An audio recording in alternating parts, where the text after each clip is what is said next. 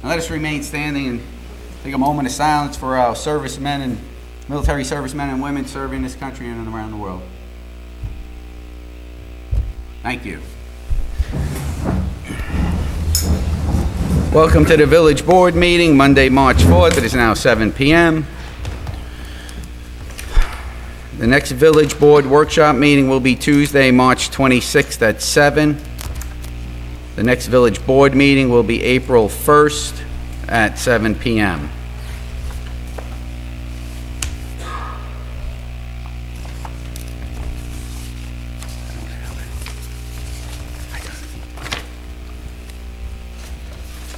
The Chamber of Commerce, would you like to come up, Mr. Ori Licata, President Ori Licata?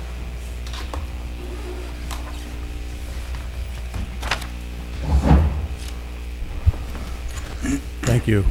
Ori Licata, 96 Lafayette Avenue in Suffern is my business, and I live in Ramsey.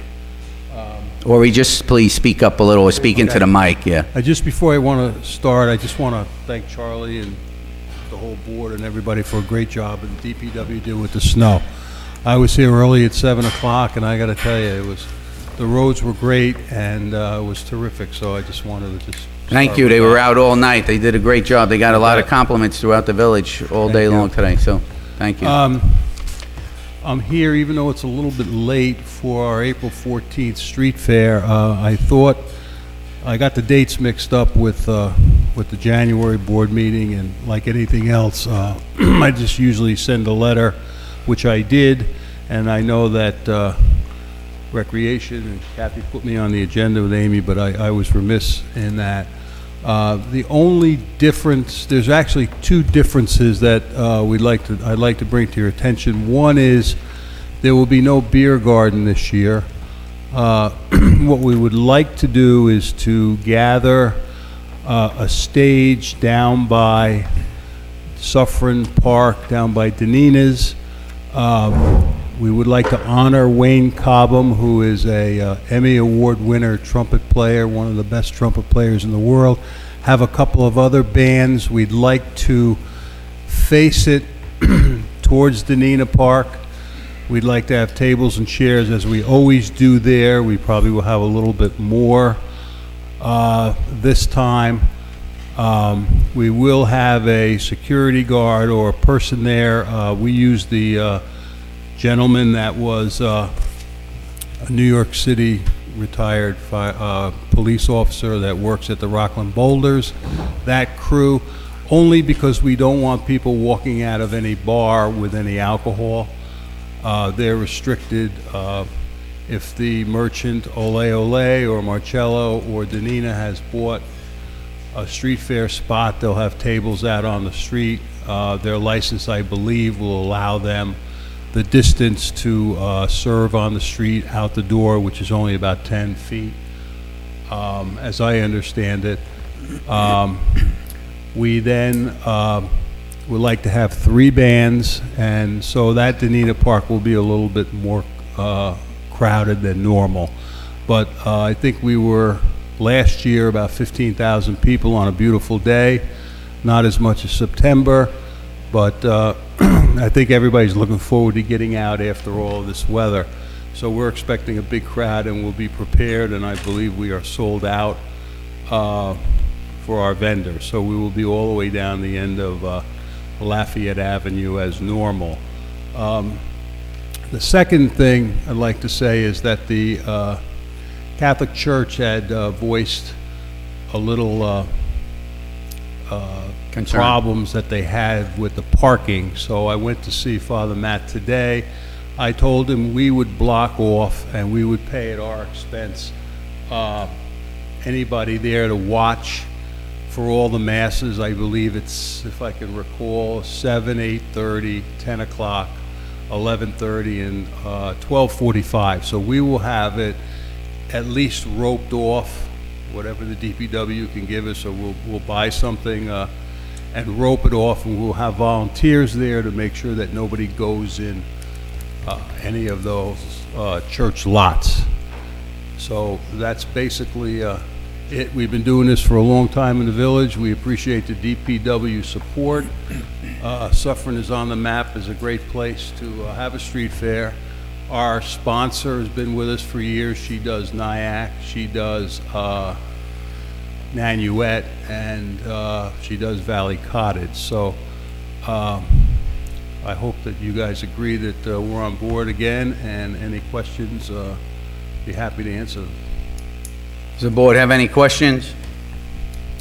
I just wish Clerk was here to kind of weigh in on that area where you're looking to have the vans and things, just to make sure that, you know. Well, we've had a stage there before. Yeah. Okay, that was prior to the beer garden, and then we moved up to the Capital One. And we always had a DJ down there, or we had a guitar player or something in that garden there, Denina Park. So I'm also trying to work out with the landlord, try to put a tent in that parking lot where Denina Park is. Denina's restaurant, he doesn't own that parking lot. That's owned by one of our attorneys in town, and I've been trying to get him to okay the day so that we could put a tent there and kind of have a festival type of mood, get Ole Ole to come out, hopefully maybe Marcello's. We have Diddy's now that used to be the Subway. He's going to put a little truck out there. So, we just like to get it as festive as we could. I think my recommendation on utilizing the park, if there's no objections to the DPW, Mr. Zawicki, and barricading for the safety issue that Mr. Girard addressed, I would believe that barricading a portion alongside the park on Orange Avenue, adjacent to the street, would that suffice? Would we have enough resources to barricade along the street and park to contain the people? Is that what you? Yeah, because if we're going to barricade the end of Lafayette, Right. then we could potentially have people walking across Orange. Right. And yeah, So we would just barricade it to the crosswalk in front of Ole Ole, something along that. So Yeah. when we cordon off Orange, Lafayette Avenue, just continue to barricades down to the end of the area of the park. I have two troubleshooters from the Nyack Street Fair that have been with me now for 2 years. And starting at 7 o'clock, especially if it's a little hot, I get a little tired, so I can't do it all myself. So they've been helpful, and our board helps out and volunteers. So we'll have enough people there to make sure that that's settled. Not an issue. Right, and then I guess the signage also, we would be able to supplement some of the sign. I know we have parking signage. Yes, we can sort of. Right. And you'll supply, Mr. Licata, you'll supply the, I guess, 2 individuals to work the parking lot at Sacred Heart. Well, I think we're going to need more than 2 because they don't use the movie theater parking lot with permission. They just use it on Sunday. He's usually not there on Sunday morning, so they really go there. I don't know about the Newman parking lot. They've always used it with permission. They've never communicated with the new owner. But according to Father Matt, I believe it's only the church parking lot itself that we're talking about? Yeah, but, we're going to have somebody up there just as a courtesy to say, hey, in the movie theater parking lot, we really think that you ought to leave that for the churchgoers as well as maybe the Newman parking lot, because there's plenty of parking. Okay. They come early. The only thing is our kiddies, we'd have to line up. Maybe I was thinking of using the parking lot of the community center for the bouncies and for all that stuff to set up. We put that right in front of Virginia Menschner Park there, and that always works out, but they usually park in front. So just to make sure that we have everybody in order, we're going to plan on doing that. Because that Sunday is Palm Sunday. It's a pretty Yeah, big. that's always been a Nyack Street Fair date. She doesn't understand how it got commingled differently this time in the mess, but it did. I never looked at the calendar. I still never did. Somehow Father Matt must have found out about it, and that's what brought it to his attention. WikiLeaks. It could have been. WikiLeaks. It could have been, but he's not really, and I've been going to Sacred Heart Church for probably 62 years now, and, you know, he really doesn't have a problem with the fact of that day, and it's the whole holiday, if you will. Church and state, so to speak, we got into a nice discussion about that, and we'd rather just leave that to another time. He understands that this is the way it is, and Yeah, I was just referring to the demand on parking, because that's a pretty big, I discussed it in detail with Father Matt and with Ori here, and Ori did speak with Father Matt, as did I, and I think we can resolve it in the fashion he's talking about, and he Father just Matt's said, agreeable. just leave a little more in the envelope, he said. There you go. I have a question, actually, just about that. Since you mentioned that there are masses going on the same morning, and as you pointed out, Paul, it's a holiday for some, how are you going to differentiate between cars that are parking in the church lot for church versus people that might be visiting the street fair? The honor system. That's it. So, I mean, you're going to have to question every driver Yeah, pulling we're going in, to just pretty much? ask them when they come in, are you coming in for the street? And you know what? There's a lot of vans that come with junk earlier in the morning, okay, to unload and so forth, and after they unload, they park wherever they want to. We guide them to the B lot or the A lot, and, you know, we'll just have to look at who's coming in. That's good. Okay, so I have the resolution approving the Suffern Chamber of Commerce Spring Street Fair to be held Sunday, April 14th. Do I have a motion? Motion. Do I have a second? Second. Any other discussion? All in favor?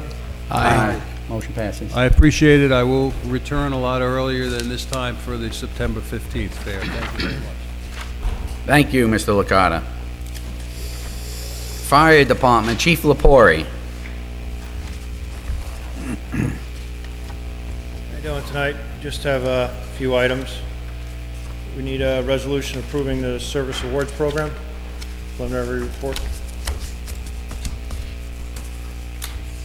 Okay, I have the resolution approving the Suffern Fire Department Service Award Program preliminary report for 2018. I believe we all have the resolution in the backup. Do we have a motion on that? Motion. Do I have a second? Ms. Hertzman, second. Mr. Girard. Or any further discussion? All in favor? Aye, motion passes. Thank you. Next, I need a motion to accept Ben Price as a new member over 18 for the host company.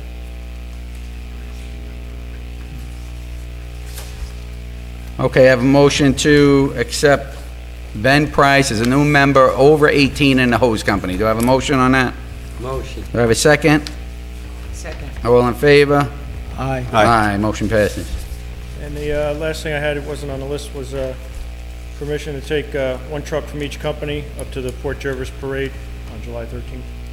Oh, we spoke about that at the workshop, is that Yeah. correct? Yeah, Right. Okay, so that's it's July 13th. one truck from each company. Yep. So I have a motion for the Suffern Fire Department to take one truck from each company, one from the hose, one from the hook and ladder, to the Port Jervis Parade on Yep. July 13th. Do I have a motion? Motion. I have a second? Second. All in favor? Aye. Aye, motion passes. Thank you. Thank you, Chief. Thank you for everything. Culture and Recreation. Ms. Mills. Good evening, Mayor. Good evening, Village Board. Good evening. A few things that we have coming up. Tomorrow, Tuesday, March 5th, we have a nutrition workshop upstairs in the community room, and that's led by Nancy Christopher. On Friday, March 8th this week, we have the Dare Dance over at the community center. Steve is shaking. Are you gonna visit? My son usually goes. There you go. So this Friday, March 8th at 7, the Dare Dance. Coming up, one of our first events that we're going to have, pancake breakfast. We haven't had a pancake breakfast at the community center in quite a while. We're going to have one March 16th between 9 and 11, and that will be with the Connors School PTA. So if you're interested, come on over to the center on the 16th. Connors School event will be here in the auditorium on the 21st. We have the middle school will be having the pocketbook bingo We'll have it at the community center on Friday, March 22nd. We're going to the Kinky Boots Broadway show Saturday, March 30th. Seems like forever ago we started talking about that, but now we're finally going on March 30th. That's sold out again in minutes, that show. It was a very well received. The nutrition evening workshop we're going to have on Wednesday, February 27th. We have ShopRite of Tallman. Their nutritionist will be coming in, and she'll be doing a class for us on nutrition and a lot of great topics. It's free to the public. People come in and just learn more about nutrition. There's usually a snack for people to come in and have, and it's a nice evening. So if you're interested, come on over to the community center, up to the community room. Another Eagle Scout will be happening over at the community center. Marcin Siglinski will be making his Eagle Scout ceremony on Sunday, March 31st, and that is at 2 p.m. We have the big Easter egg hunt on Saturday, April 13th. We are moving it. We've had it the last couple of years as at 11. We used to have it at 9:30, but it was just too early. It was too cold in the mornings, so we jumped it up to 11, and we have brunch with the bunny. So come on over to the community center. We're the board. We hope that you can visit and see us at the egg hunt. We have a nice day for that. Spring break. I didn't mention it for the last one. Thank you, Mayor, for bringing it up. We have events at the community center scheduled. We're looking daily to try to get some events scheduled, so we're hoping to get kids into the community center. So I haven't gotten the final schedule, but I will keep updating you on that. But we're looking forward to that. And then Keep Rockin' Beautiful, believe it or not, that's coming up again. Saturday the 27th. I just heard from a nice group today at the middle school. They would like to participate, so we're going to have a nice group for that. And then the Scouts, residents, we've got a lot of groups interested. YMCA got in touch with me today, so got a lot of activity for that. We typically have, with Fred, we had the Arbor Day celebration that day as well, so it'll be a fun packed day. And that's it. Wow. A lot going on. March is a very busy month. Season is starting up. Exactly. We had a little lull for a while, but now we're jumping right in. So exciting things. Yep. Great. All right. Thank you. Thank you. Thanks, Scott. Chief Osborne is probably sliding down a tube at Camp Gore ski area right now, so he's not here today. But I do have a resolution authorizing the nomination, certification of Michael McPadden as police officer part-time. Resolve the Board of Trustees of the Village of Suffern certifies the nomination of Michael McPadden from the Rockland County Personnel Approved Candidate List to the position of police officer part-time. Be it further resolved, the nomination of Michael McPadden is pending final certification and qualifications by Rockland County personnel, as well as confirmation by the treasurer that funds for this position were included in the 2018-2019 adopted budget. Do I have a motion? Discussion, Mayor. After the motion, Mr. Hagen? I'll make the motion. Is there a second? Second. On the discussion? He's not approved yet, is that? No, he is The not. money's sitting in place, but he's not approved yet. There are funds available through May. Right. Through May 31. Thank you. And this appointment is the replacing the part-time police officer that had resigned, Mike Corletta, who was budgeted for the entire year. Okay. All in favor? Any other discussion? All in favor? Aye. Aye. Aye. Motion passes.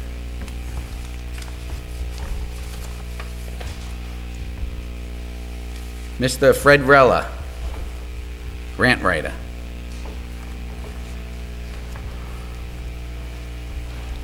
Good evening, Board.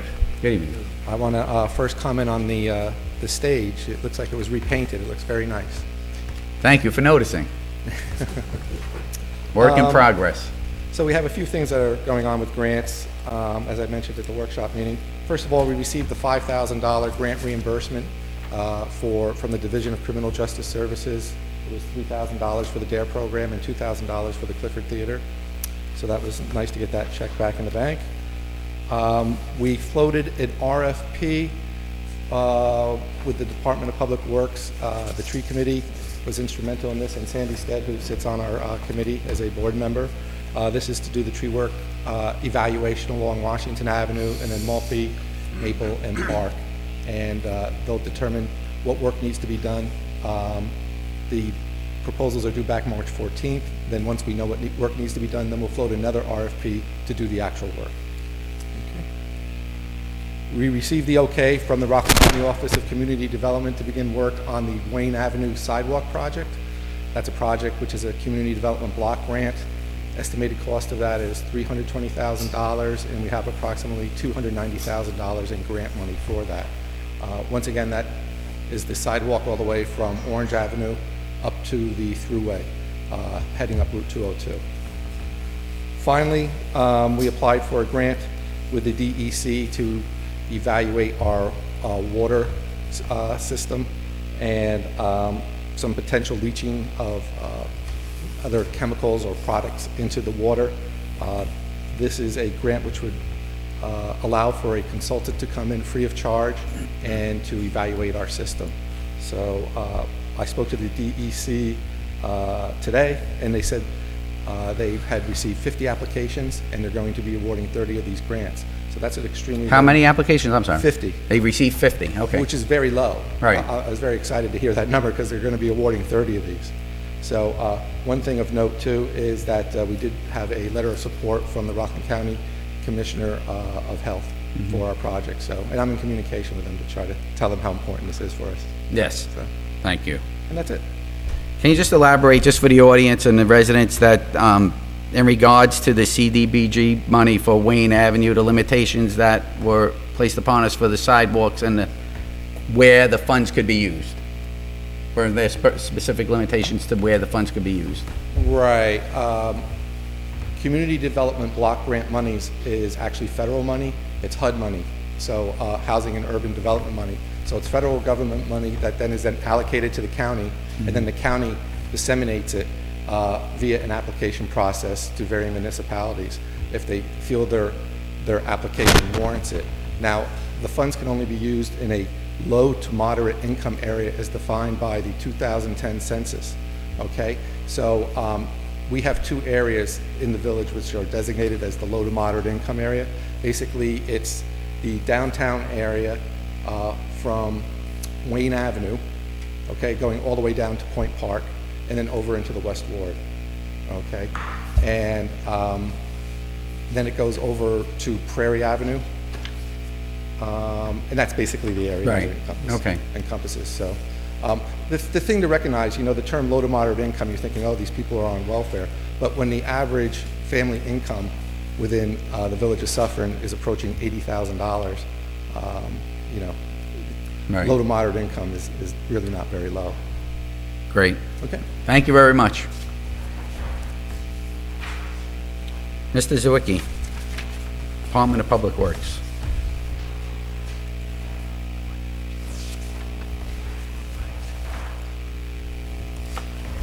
Good evening.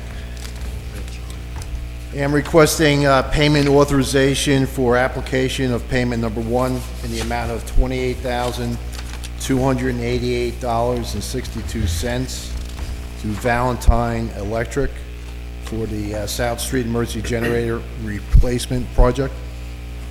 Okay, so I have the resolution authorizing payment number one to Valentine Electric for the South Street Emergency Generator in the amount of $28,288.62.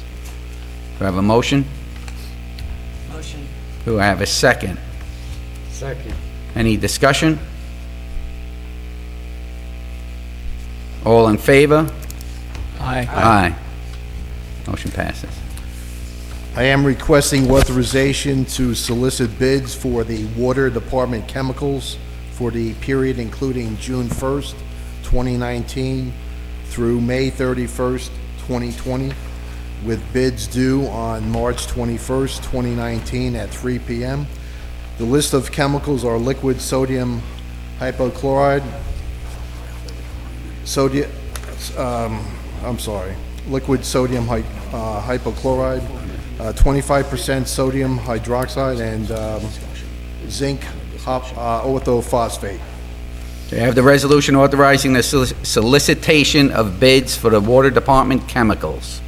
Do I have a motion? Motion. Do I have a second? Second. On the discussion? As village attorney, we'll be reviewing in consultation with the mayor, we'll be reviewing the bid package to make sure it complies with all requirements and all payment requirements and other regulations, New York state laws. So as soon as we can get that bid package to review, then we can get it out. And I'm not sure Yeah, when it the should be able to department... actually send it out tomorrow. I think we have it. Oh, you're right. looking to send it out tomorrow? Yeah. All right, so if you can get it to us tomorrow, we'll try to take a look at that tomorrow and get Sure. it back to you, okay?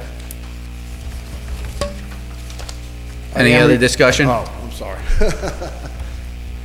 All in favor? Aye. Aye, motion passes. I am requesting authorization to accept the construction administration proposal in the amount of $8,670 from Pingarrow and Deutsch Consulting Engineers for the Phase 2 sanitary sewer abatement project. Now, we had some brief discussion with the attorney, and I do have I just received it this afternoon, a certificate of insurance, so I'd like to have the attorney review that for his approval. Yeah, we'll review certificate of insurance. The resolution is subject to the provision of appropriate insurance and possibly an indemnity with the consultant, so we can talk about that. Okay, so I have the resolution authorizing acceptance of the professional service request proposal from Pitnagaro and Deutsch for construction administration for the Phase 2 sanitary sewer abatement project. Do I have a motion? Motion. Do I have a second? Second. On a discussion? Once again, it will be subject to the approval and review by the mayor and the village attorney. So if you could get that to us as soon as possible. Yeah, I'll get to you tomorrow. Yeah, Sure. okay. All in favor? Aye. Aye, motion passes. I am requesting authorization to award the Phase 2 sanitary sewer abatement contract number 1 pipe replacement. Base bid in the amount of $259,689 and an add alternate bid in the amount of $137,147 to TAM Enterprises, Inc., Goshen, New York. Okay, so I have the resolution authorizing the acceptance of the low bid for the Phase 2 sanitary sewer abatement contract 1 pipe replacement to TAM Enterprise. Do I have a motion? Motion. Do I have a second? Second. On the discussion? Okay, it's gonna be the similar process, once again, submitted, for the review process. All in favor? Aye. Aye, motion passes. I am requesting authorization to award the Phase 2 sanitary sewer abatement contract number 2, cured in place pipe in the amount of $253,520 to National Water Main Cleaning Company, Kearney, New Jersey. I have the resolution authorizing the acceptance of the low bid for Phase 2 sanitary sewer abatement contract 2, cured in place pipe to National Water Main Cleaning Company. Do I have a motion? Motion. Do I have a second? Second. On discussion? The price, that's $233,520. I think you said $253. Right, maybe it just read it. Well, okay. Then there's a typo on what I have. Let me check the, One of them's right. I have it in here. We got 230. Can you just give me a second, okay?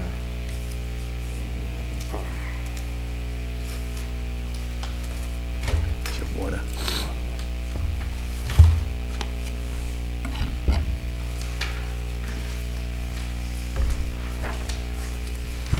Yes, you are correct. 230. I got a typo on my sheet. So the correct amount, thanks Frank for picking that up. The correct amount is $233,520. We just saved 20 grand. Huh? Put it in my check. I apologize for that. Of course, the same requirements for this as pertains to the others, Charles, Right. the review. All in favor? Aye. Aye, motion passes. I am requesting authorization to attend the 2019 Annual New York State Floodplain and Stormwater Managers Association on April 15th through the 17th, 2019, located in Suffern, New York, with a cost of $415. The resolution authorizing Charles Zawicki to attend the 2019 Annual New York State Floodplain and Stormwater Managers Association meeting in Suffern, New York, April 15th through 17th, 2019. Do I have a motion? Motion. Do I have a second? Second. Any discussion? All in favor? Aye. Aye.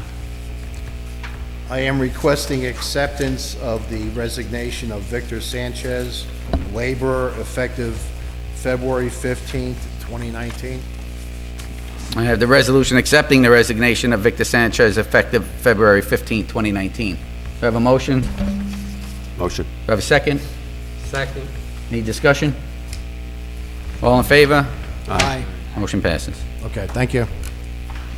Thank you.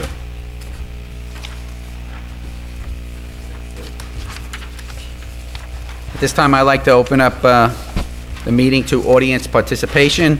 Anyone from the audience is welcome to come up to the mic, state your name and address, and participate in the next questions.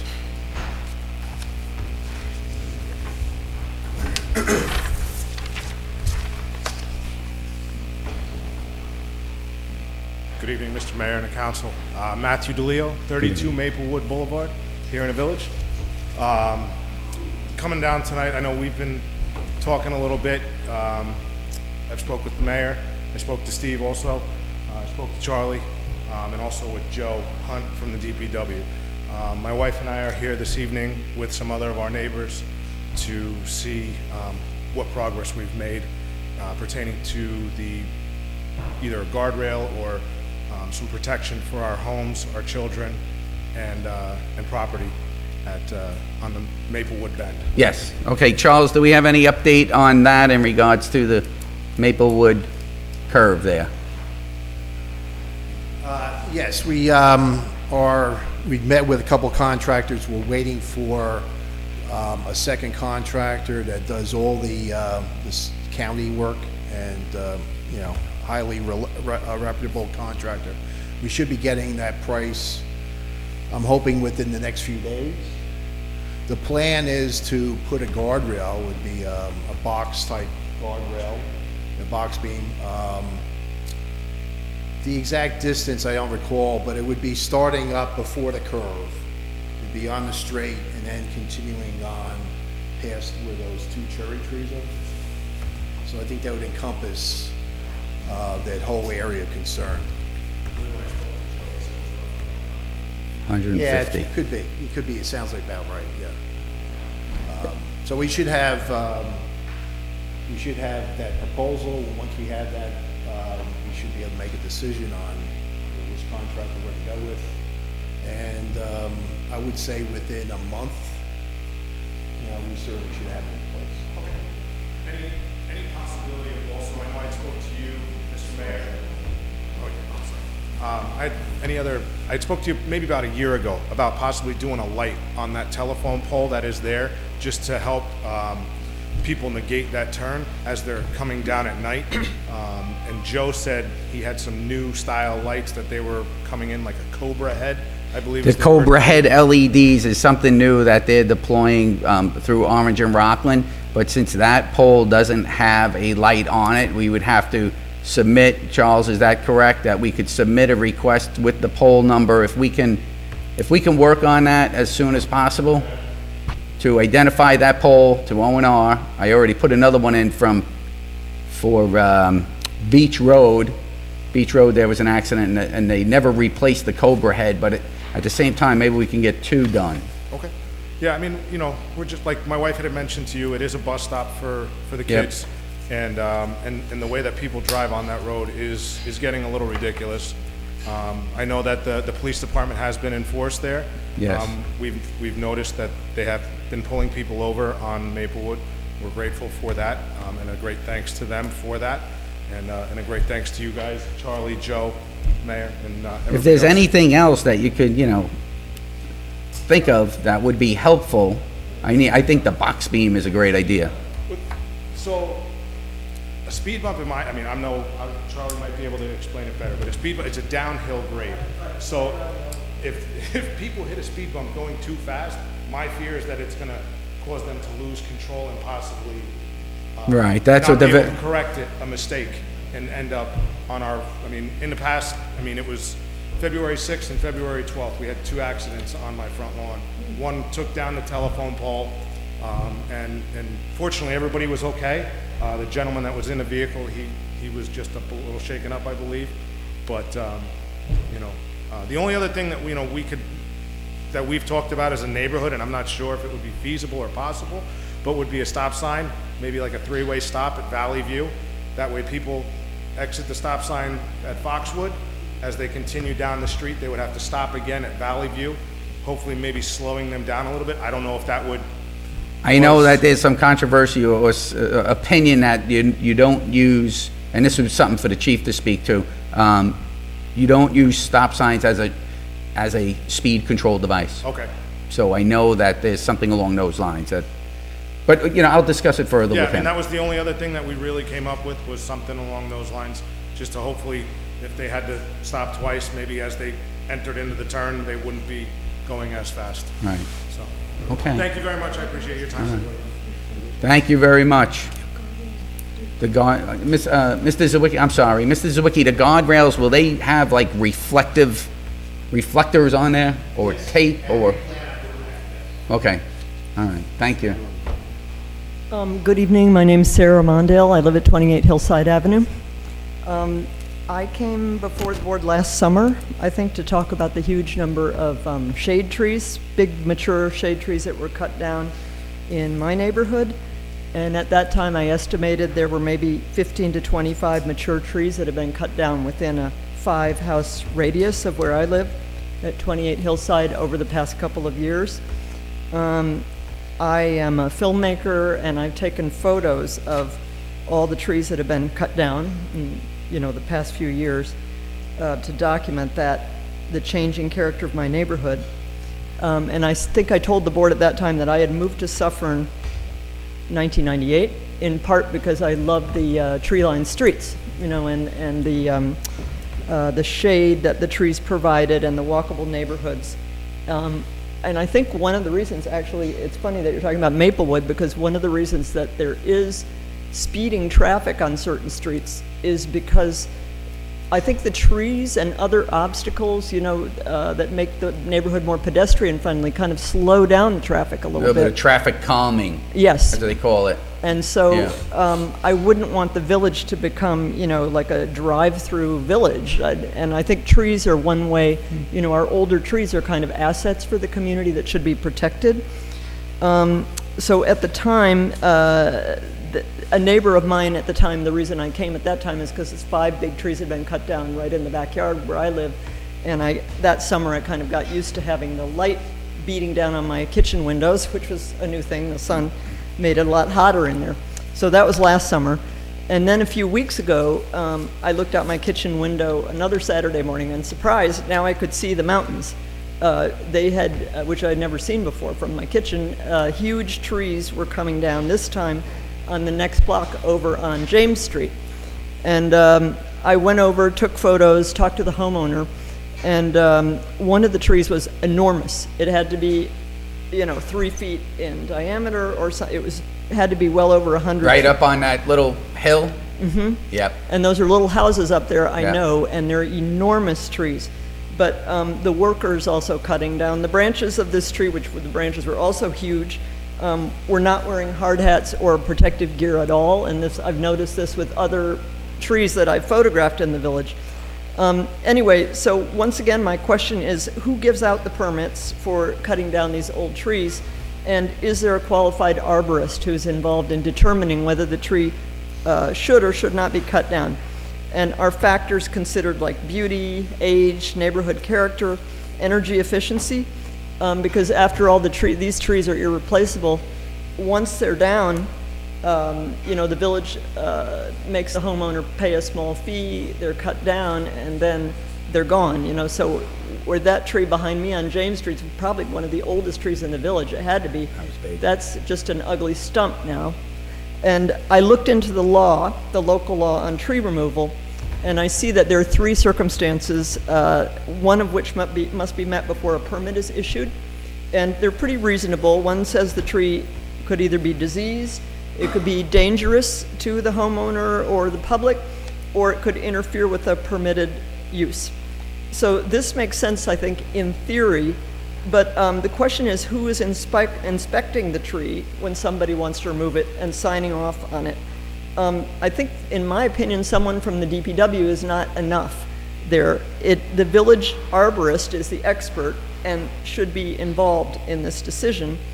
And I feel like New York the DEC has best practices that should be reviewed and consulted on this matter, considered. We should compare the laws in other villages with our law for tree removal in Suffern, and think about reviewing and updating our local law in consultation with the arborist and the tree committee that we have in the village.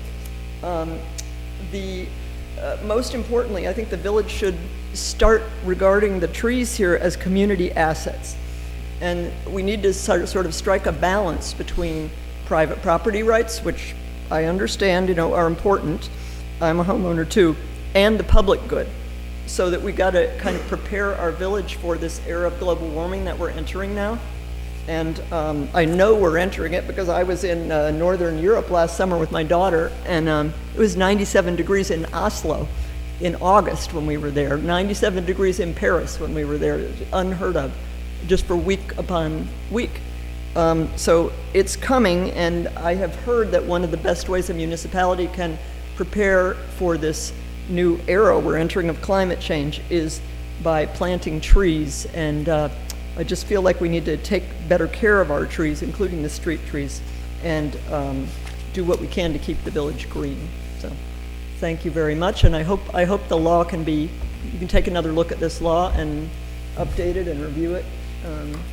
And if I can help in any way, I would do that.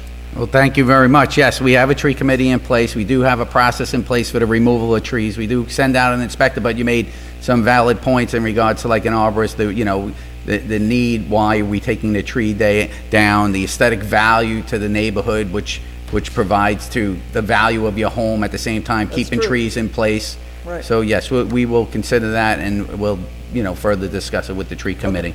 Excuse me, Sarah, did you find out who decided and why that tree came down at the top of I James? went and talked to the homeowner, and they said they had the permit, and it was a case of the house being very small. The house had just been sold, and I guess they thought the tree was too big for the house. But, I'm not saying, I understand that people need to take down trees sometimes. It's not that there should be a blanket law preventing anybody from doing it, Sure. but it's that, like I say, we need to strike a balance. I get the feeling the village is issuing permits. I could be wrong. Just, you get the permit, you can cut it down. And I just think there has to be more to it than that, and an arborist should be involved in making that decision. So, Okay. Great. Thank you. okay, thank you. Thank you.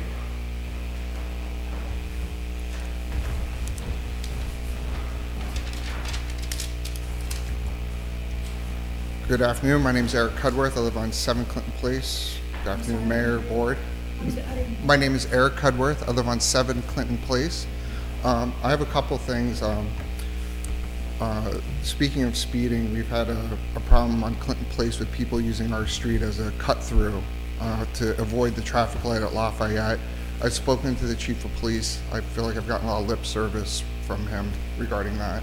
Oh yeah, we'll have people enforce the VTL there. I haven't seen one cop out there. I've lived there for 2 years. So my other thing that I wanted to bring to the board's attention is the Indian Orthodox Church. Last summer, they installed very bright LED lights on their property, and their issue that they were having was people were drinking in the back of the property, and they were leaving beer bottles, and so they ended up putting security system on the building, cameras, which is great, but they also put these lights on their building that majority of them face my backyard. They face, I believe it's 3 Clinton Place, 1 Clinton Place, and all the way down to the porter. We've been in touch with the code enforcers, and they've told me that there's really no LED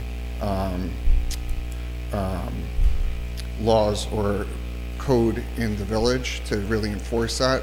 I've actually taken upon myself to speak to the property owners there, and they've been really nice, and they're going to readjust them, and they turned them off for now, but I actually brought photos with me to show you guys how intrusive they are.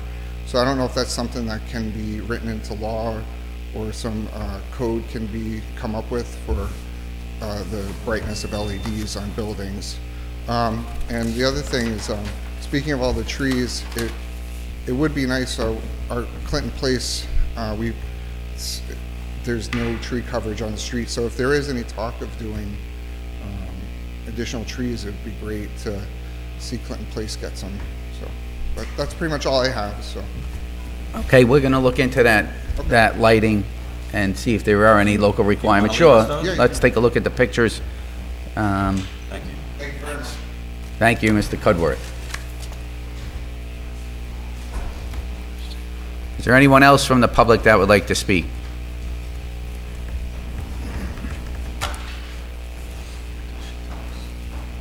Hi, Mayor Markunas, Board. My name is Gertrude Zeifenblatt. Sorry. I live on 87 Parkside Drive, which is in Stonegate Condominiums Group 1. We've been having general maintenance problems probably starting about 3 years ago that has just deteriorated the condition of our property, the appearance of our property, in terms of the village, and it's seriously affected quality of life of people living there. I know Mayor Markunas and I have spoken about this numerous times, and you have literally done more to help Stonegate than Stonegate has done to help itself. But I feel like we've always dealt with individual instances. There's trash piling up, so you help us to get rid of that day's trash. But it's become an ongoing situation. There's a number of problems. Our dumpsters are the biggest problem. If you drive through any of the other Stonegates, I think all of the Bon Airs, all of their dumpsters are enclosed. Ours are wide open. Garbage just blows everywhere. Our property manager blames the village for this. They said that it's the village's carter who's sloppy. But if you drive through any of the other Stonegates, their dumpsters are pristine. So that would lead me to believe that your carter is only a slob on the right side of the street, but he's neat on the left side. I find that hard to believe. I have a bunch of pictures that I'm hoping to share with the board. I don't know what else can be done. There's not enough. When our dumpster in particular, when it was set up, there were less canisters there, but over time, I guess they've added recycling canisters, and there's no longer enough room for all the canisters there, so the dumpsters literally jut out into our parking lot. And there's trash everywhere. It's not a daily thing, but I would say it's at least every 2 weeks, probably every week or so, that we just have piles and piles of trash. Food is piled up there. It's just a disgusting mess. I know we've been there numerous times. Charles, is there something in the contract that we can point to the carter to hold them accountable for the corral itself? And the size of the corral and/or the number of containers? Yeah, this is Corral 50. We've actually been out there a number of times. You know what we found is that there's certain locations, and this may be one of them, where it's convenient for people on the way to work. And they might be throwing it from their car, right? You know, it's all over the place. So, I mean, for the carter, this is what he encounters when he comes to pick up the trash. It is not the carter's fault. Yeah, it's real challenge. As a matter of fact, just last week, the carter called me because the recycle, the cardboard and recycled paper was rejected down in Hilbert. So what happened? Why, was there other debris in there? Well, yeah. There was regular garbage in there. It was a lot of trash. Right. And once, the cardboard, it should be clean, right? Virtually clean, without, all the, Right. various things that might be coming from the trash. So it was rejected, and it becomes a big deal because it's less money that the village is gonna get, because we get money from the county for recycling. So what can we do? What can we do in regards to the Carter? Well, the Carter, I don't know if we can do anything. I don't think it's the Carter's fault. I'm I s- think it's the, I can't say. it seems like it's the residents, and there's probably only a handful maybe that end up doing this. There's certain locations that are problematic. The rest of them, I think I've indicated, for the most part, are pretty good. I don't know. I mean, I know, isn't there, is there a requirement for them, a number of bins allocated? Can we ask for another bin? Yeah, I'm sorry. Can we ask for another bin? Can we ask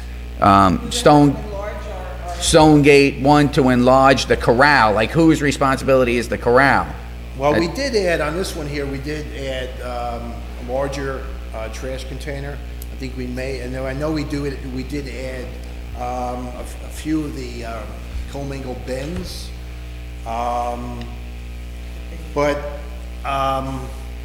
Because the trash gets picked up 3 times a week, right? You can see we add more and they jut out into the parking lot. Right. So people, So, one possible solution here would be the homeowners association would have to make this corral larger, and we could then look at adding another container or so. I'm not saying that it's not gonna end up on the ground again, because Well, we're not guaranteeing that, but we need to seek remedy or a solution here, maybe working with the homeowners association through us, with us. I don't think we're getting too far. I don't think the homeowners are getting too far with the association. well, this is kind of my last resort. Yeah, we've coming se- here. This is not my Yeah, first no, by a absolutely. long shot. We've sent out a number of letters because we have a problem with, for example, one big problem is on the commingle. That's the cans, the bottles, right? People come out from their home and they got their ShopRite plastic bag, got it filled with their commingle materials, and they throw the plastic bag and everything. So that's a problem when the Carter picks it up. It gets rejected, and the Carter has to go through, shake out what's in the bag, get rid of the bag. It's a real problem. We sent out a lot of notices. We put other signage up. Can we get signage? Can we get some pamphlets? It's not coming, I'm sorry, I didn't mean to interrupt you. If you're sending out notices, it's not coming Yeah, to the well, residents. what we've You're done getting was, nothing. what we've done is send it to the homeowners president, radio association. That's where it dies. Yeah, so. Okay, so maybe we can get, I'm sorry, you're Stonegate 1? Stonegate 1. Maybe we could do some type of mailing to Stonegate 1 or an educational outreach to, it's a start, along with trying to contact the homeowners association to build out the corral, along with getting another container, but somehow educating them on the recycling and what goes in. I know there's signs posted at the corral, but the people have to be made aware. You have to change that habit. I know it's a bad habit that people were in, even in the private homes, that they were throwing the bag, the ShopRite bag with all the garbage, recyclables, and that was no good. It's unacceptable, but some type of outreach to the homeowners association, to the homeowners, and see if we can do something there. You know, the problem is too, is it's breeding more and more of a problem. I know there was an open house there for a unit that's for sale a few weeks ago, and this entire corral was filled with pizza boxes and beer bottles, and the realtor said, who do you expect me to sell this unit to? So that's sort of what we're getting in the complex, is people who don't seem to think that that's an issue. All right. Now, Ed, you mentioned about education. I believe the county does offer an educational program.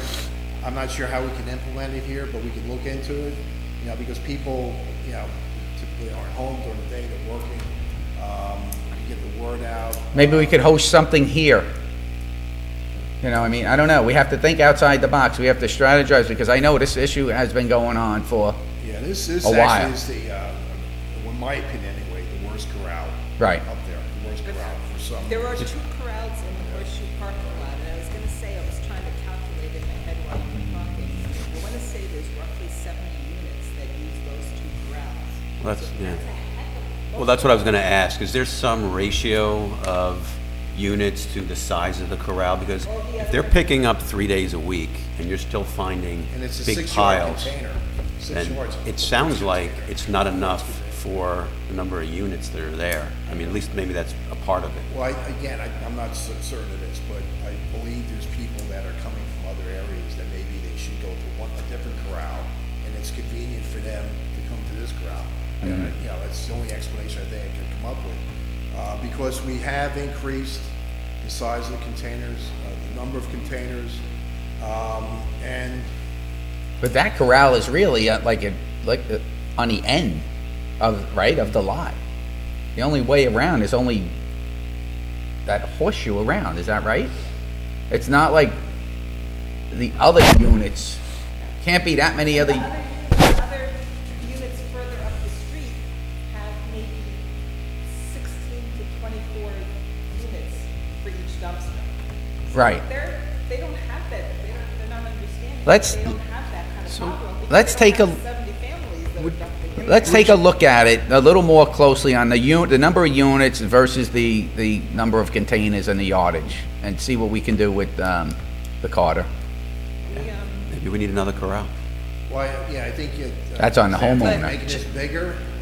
Charles, maybe find another location. this is not up to us to build the corrals. No, we wouldn't No, do this it. is No, up to no. Stonegate.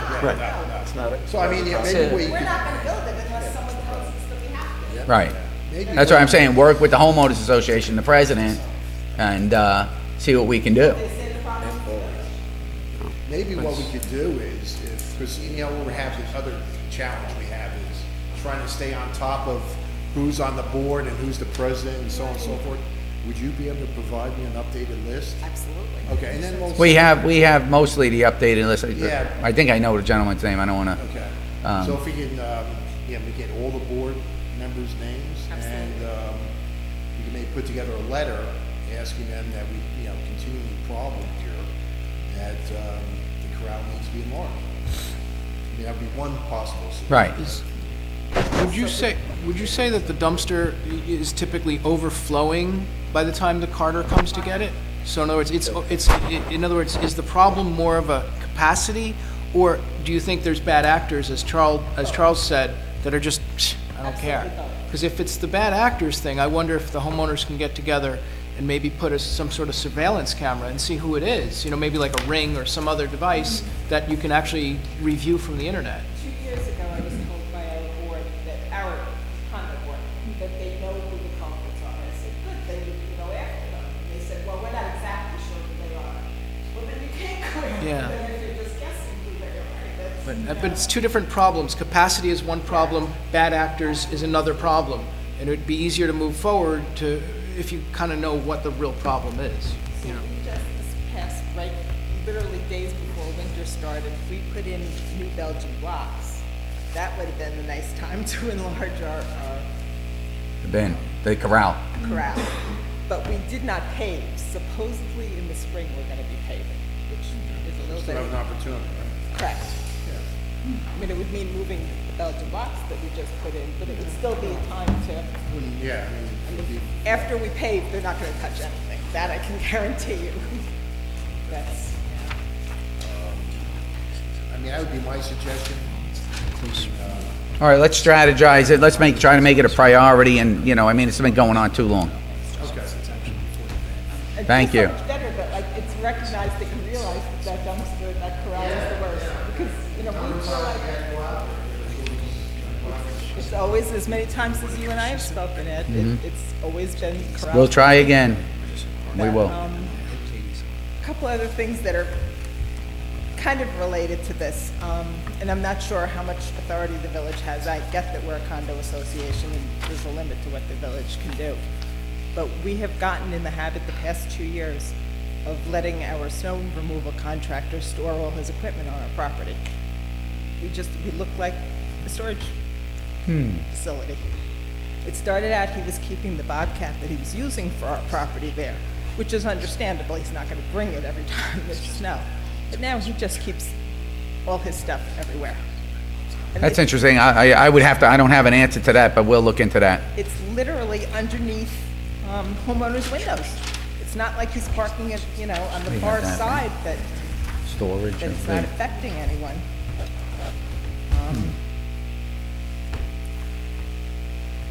I know that there's strict rules about, grass keepers. no, not Is it? for. Oh, for snow removal, I'm sorry. Who is the snow removal?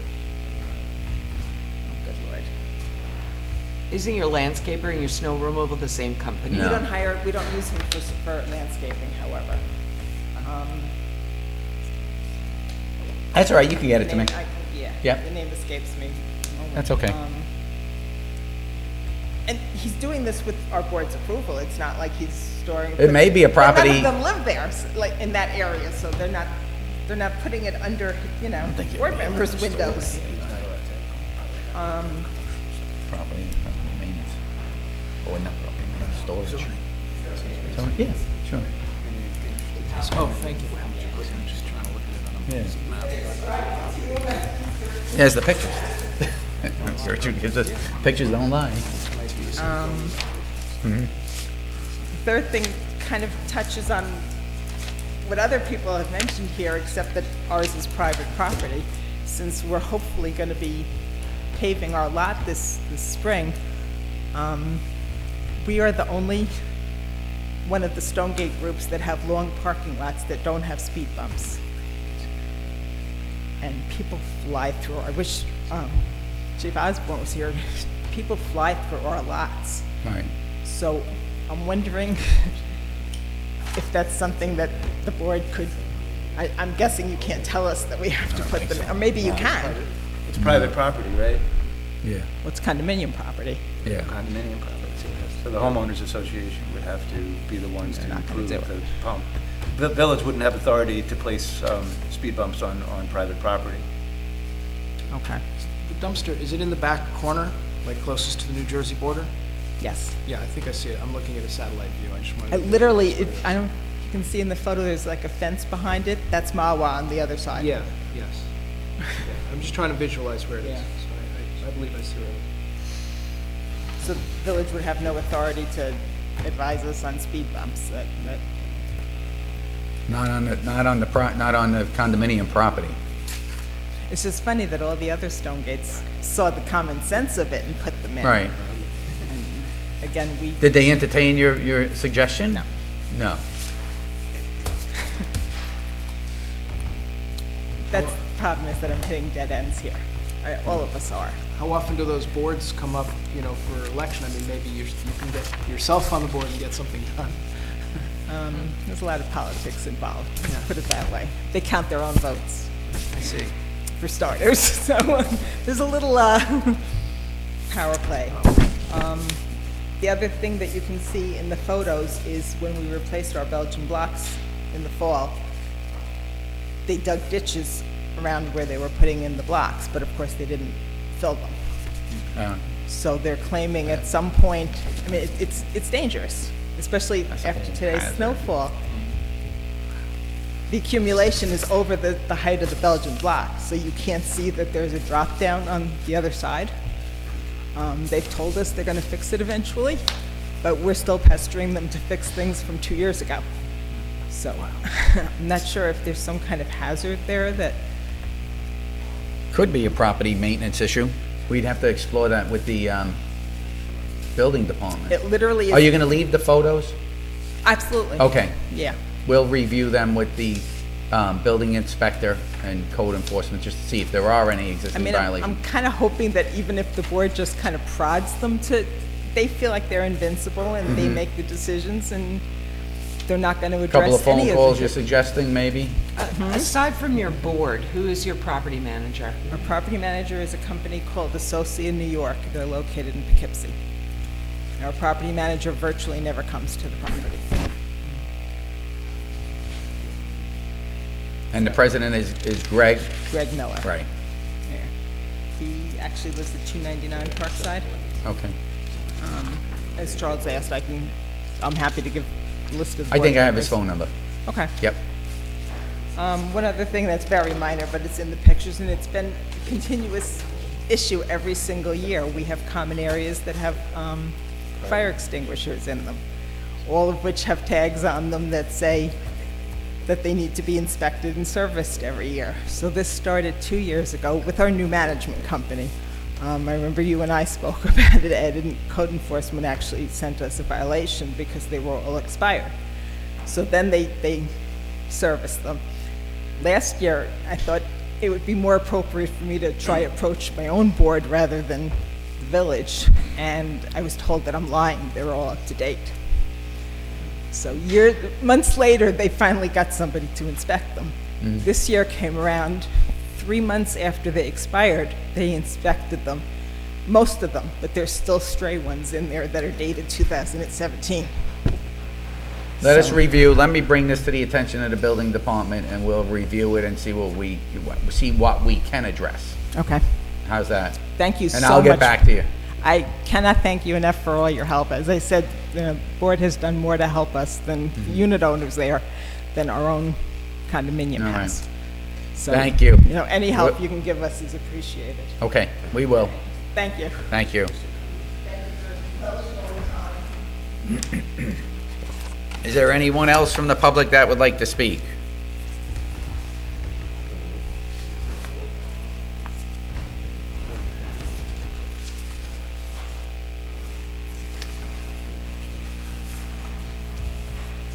Tim McInerney, 8 Pavilion Road, Suffern.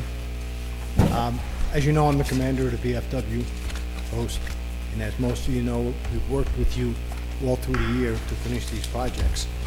One project that I have left that's kind of up in the air a little bit is Point Park, to be changed with the name. If the name so goes through, then we can go with the sign that you were so graciously able to work with the board to give an insight as to, you know, what it would look like. So somewhere along the line, you know I come every month for this. I know it was left off the agenda. I have it down under new business for this evening, that we're going to discuss it. And the other thing is the light over in Memorial Drive will be put in. So My understanding should have been put in last week or this week. Charles, do you recall the date on the dusk to dawn? There's a process with ONR. The process is they're going to submit a proposal to us. We should be receiving that any day. Once that proposal is accepted, we'll actually Oh, my goodness. Okay. That was the dusk to dawn light on Memorial Drive, that O&R will submit a proposal to us to see if we accept the proposal. right, it basically lights up the flag and everything else Yeah. that's there. Yeah. We were able to tip the other one so that we stay within the code, that the light, Right. you know, shines, so we Bear don't have to with take the us. flag down. Bear with us until we get it done. All right. It will get done. One other thing, I want to thank the DPW. They worked quite a bit in the last couple of weeks with the ice and stuff up by me. Yeah. And I did have an emergency, and I was able to get out, only because they had gotten everything out of the way. So, Great. you know, we got a great department there. Thank you very much. Thanks, Tim. Is there anyone else from the public that would like to speak?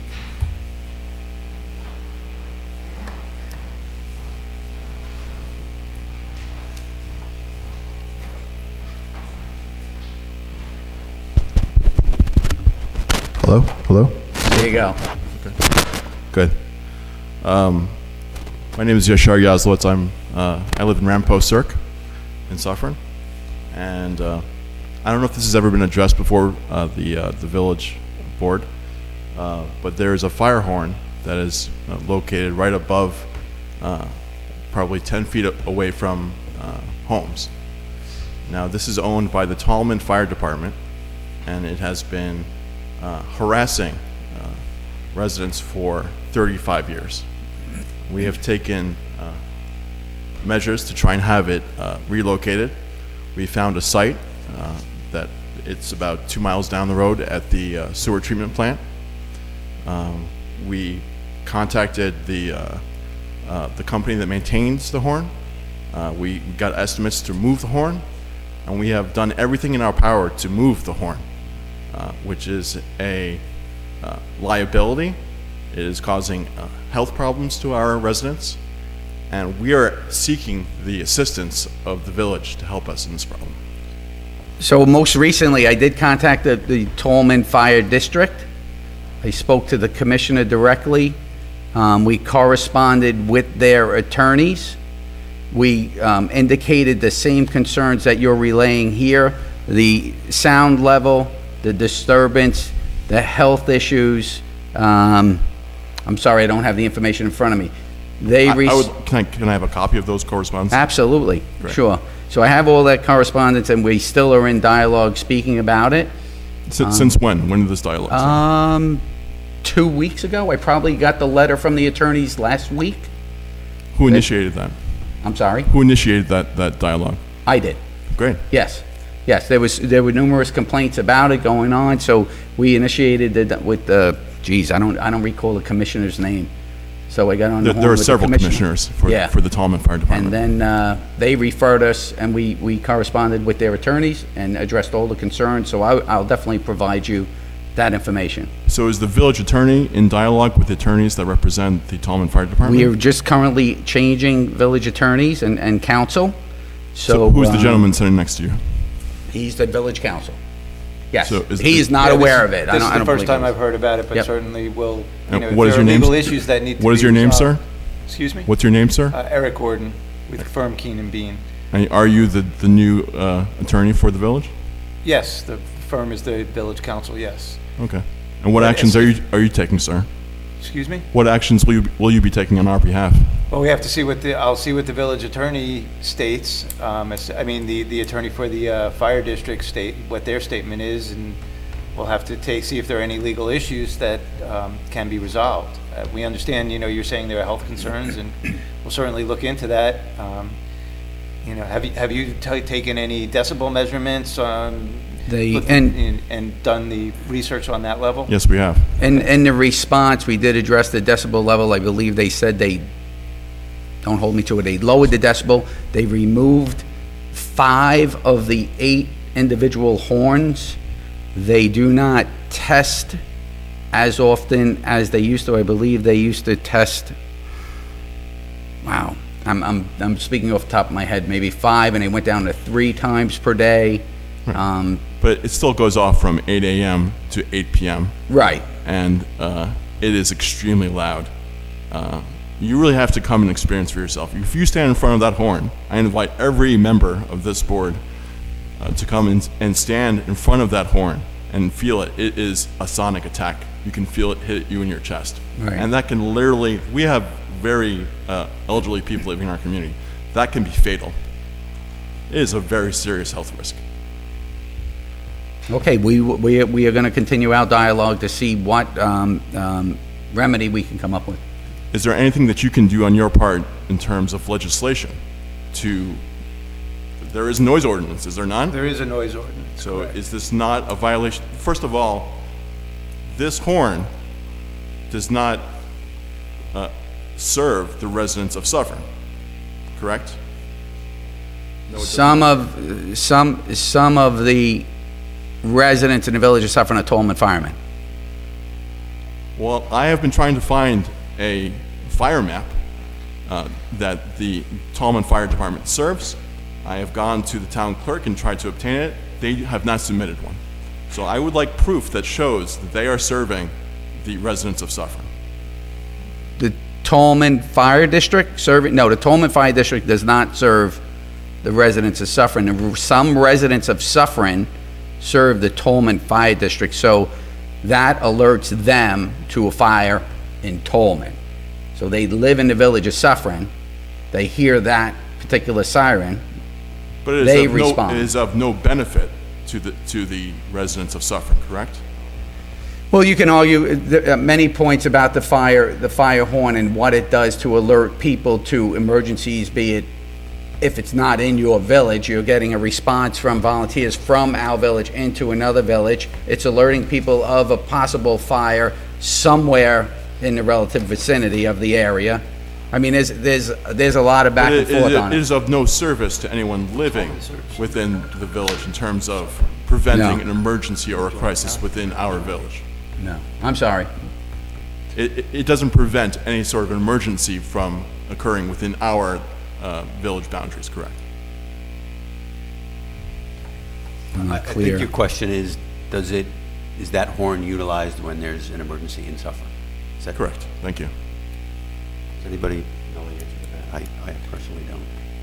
I would If imagine there's a it fire in might. Suffern, does it alert to anyone to the fact that there's a fire within the boundaries of The Suffern? real issue is, in the noise ordinance, there is an exception for sounds created by any government agency by the use of public warning devices. And whether this is considered some type of public warning device or public safety device would be the issue of whether it's accepted from the decibel or the noise disturbance requirements within the code. If it is a health issue and it's exceeding like the National Institute of Health decibel levels for the people living near there, I think we'd have a good argument that they need to get below that decibel level. But again, I'd want to read the correspondence from the attorney and see what he's saying.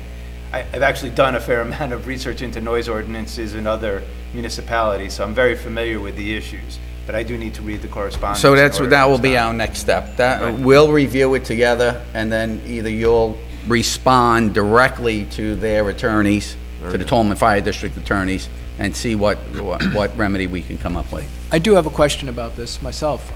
If it's a Tolman Fire Department horn, do they lease property in Suffern, or do they have some arrangement or agreement, or how do they? I would imagine they have the agreement with the utility company for the pole attachment fee. I see. So it's attached to a pole. I wasn't That's sure if it's usually what freestanding or happens, whatever. but I'm not sure exactly.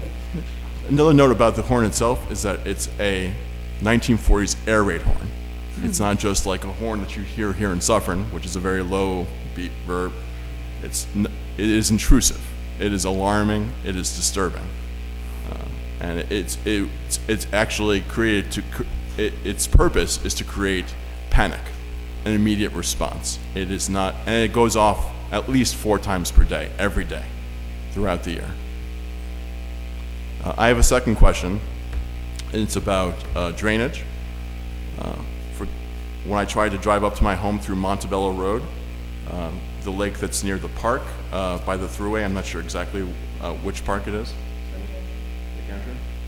where the town pool is. This area floods completely and is impassable.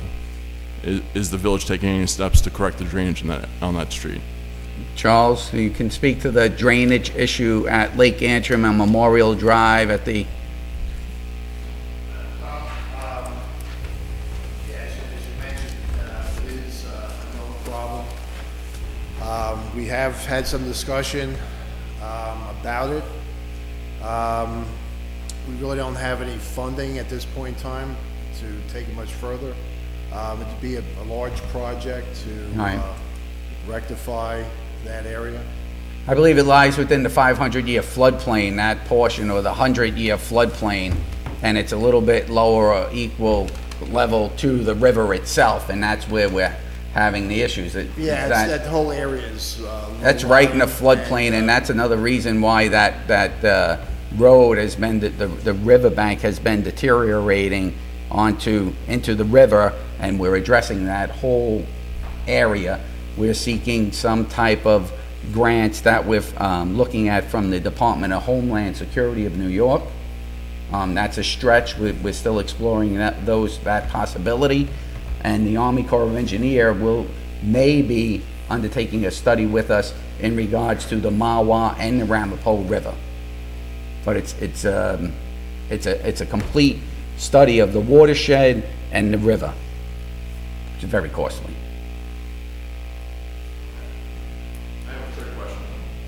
This will be my last question. I thank the board for its patience.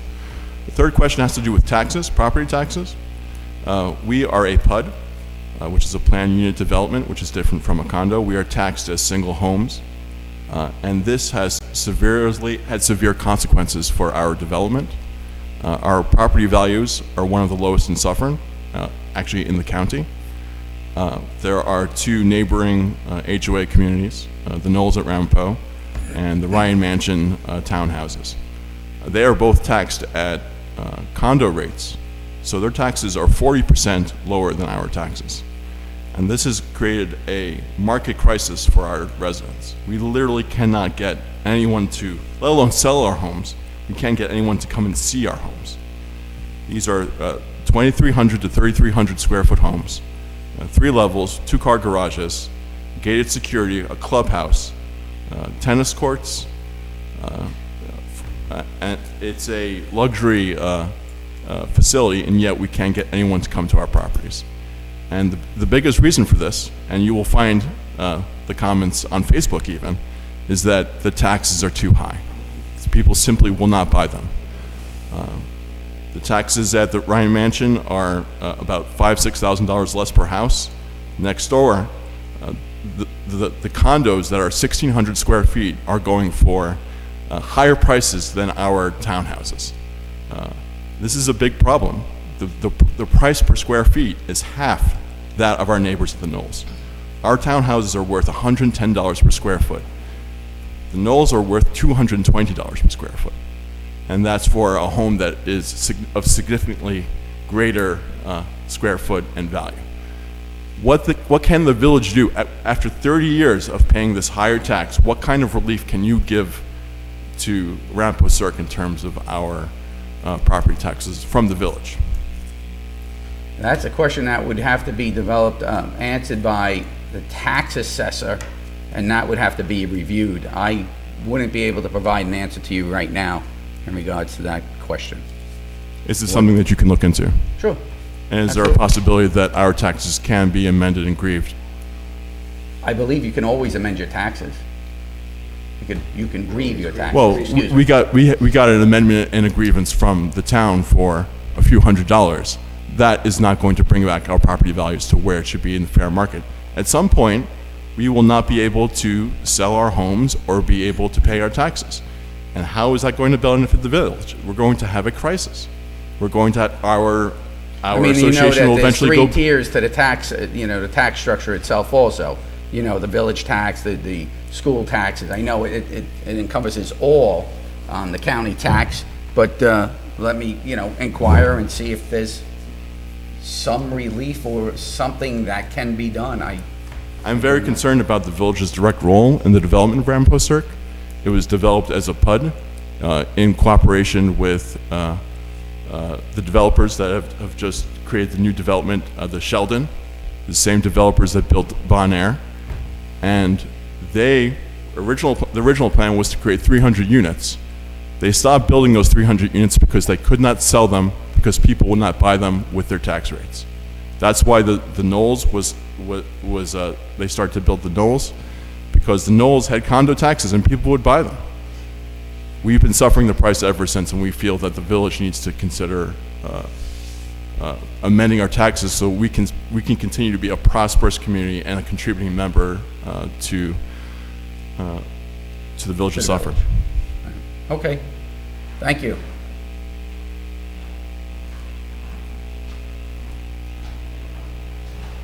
Is there anyone else from the village that would like to speak? Okay. Let's move on to Mr. Janito, the treasurer. Thank you, Mayor. We have just 2 resolutions before the board tonight. One of them is to amend the budget, the 2018-19 adopted budget for the sewer fund, and that is to move funds from the line for salaries and wages predominantly to the line for contractual services, as well as some area of equipment to contractual services. Essentially, in lieu of using salaried employees, the village has been using a professional service firm to perform the oversight of the sewer plant for about the last 10 months or so. So at any rate, this is to amend the budget to provide the funding for that. Okay, I have the resolution amending the 2018-2019 sewer fund budget for wastewater treatment plant professional services. Do I have a motion? Motion. Do I have a second? Second. Any discussion? All in favor? Aye. Aye, motion passes. The second resolution is similar to the first one we just mentioned. The village originally budgeted for salaries in the attorney's line, and as you had mentioned a little bit earlier, that now a firm is going to be managing the village's acting as the village's counsel. As such, we're going to ask that money be moved from the salary line into the contractual line of the attorney's budget. Okay, I have the resolution amending the 2018-2019 general fund budget for legal services related to general municipal matters. Do I have a motion? Motion. Do I have a second? Second. Do I have any discussion? All in favor? Aye. Aye, motion passes. Thank you. Thank you, Mr. Janito.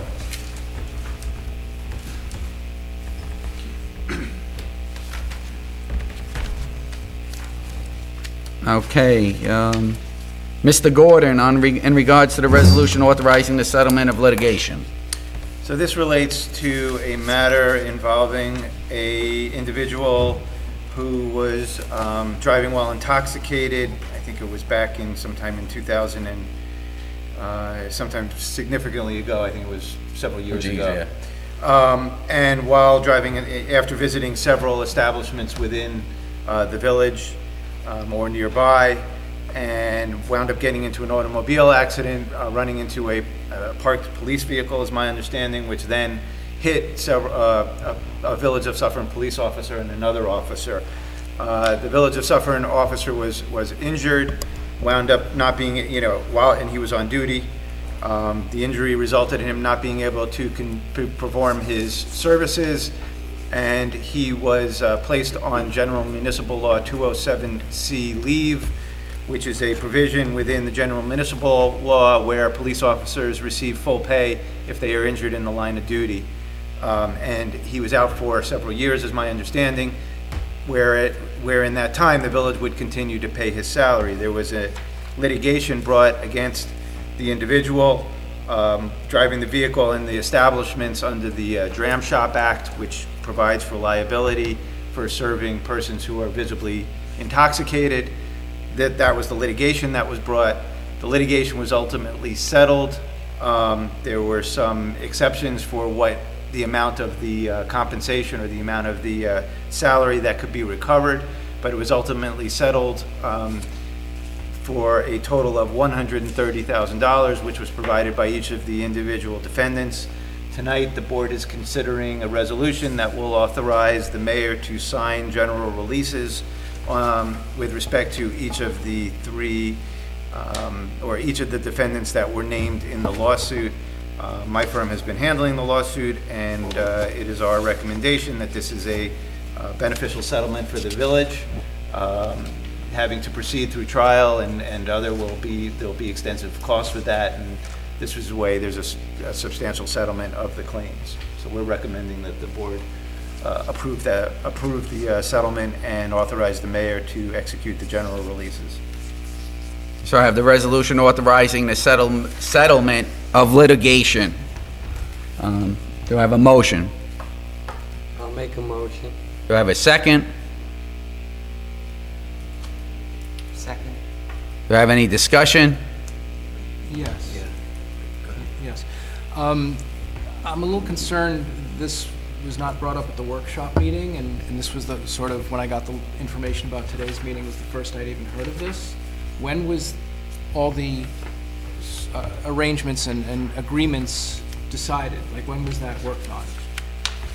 This has been being worked on over the course of the, Because it mentions that the village board was in agreement of, of the amounts, and I certainly was not even aware of this, so I'm a little bit concerned.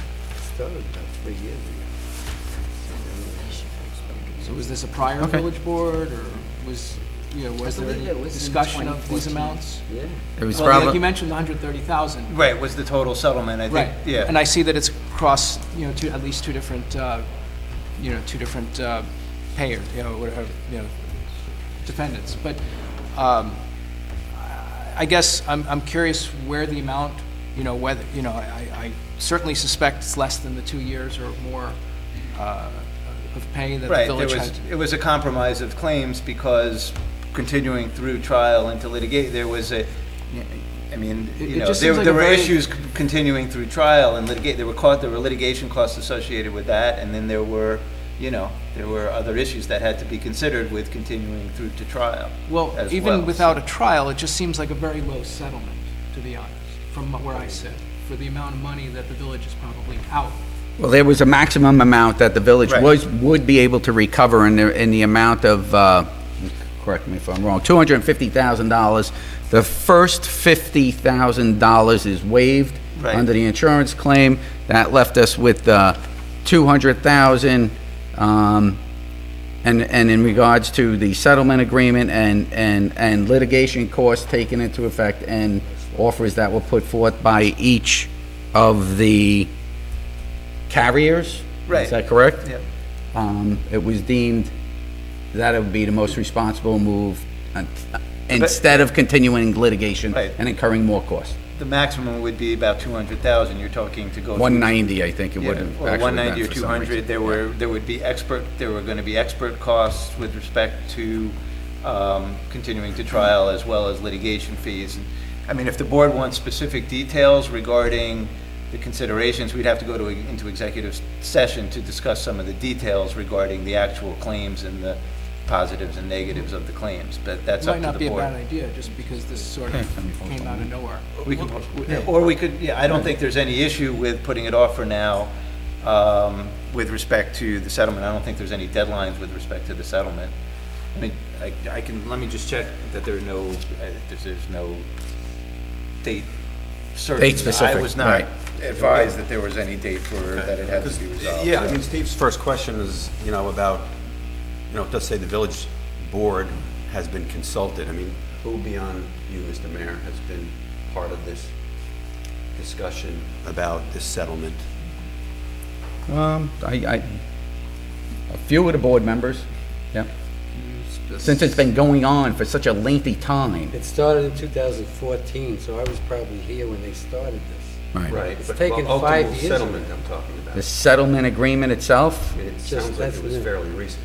yeah, it That's was. new. Yeah. So who, I was it in, doesn't sound like anybody at this end of the table was part of this. I was in conference with the attorney, with Labor Counsel, yes. Okay. Yeah, I didn't handle I wasn't handling litigation If directly. we don't have an urgency on that, Because I wasn't here on Tuesday, and I did get on the agenda for the workshop. That would have been Yeah. the first time that they would have heard it. Right. So it really should be listed as new business, and I don't, and under their circumstances, they haven't heard it. Yeah, that's right. so, yeah, if we don't have a grave urgency here. Yeah. if we No, there isn't. Maybe We could postpone it.